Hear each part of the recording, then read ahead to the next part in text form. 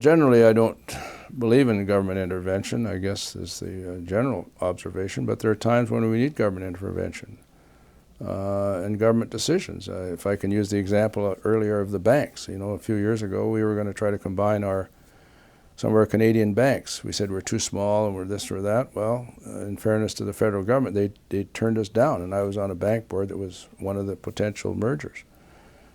Well, if we had done that, we probably would today have been in the same role as Citibank or the Bank of Scotland and so on, these huge world banks that have gotten themselves in deep trouble.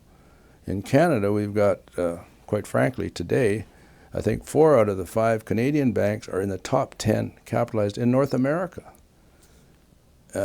even without a merger. And so some of the decisions that are made by governments have been very astute, perhaps more astute than we are in business, which, so I think you could say that was intervention, but it was clever and very astute. At the time, some of us didn't agree with it. And of course, what's going on in the United States now with the enormous involvement of the U.S. government banking, the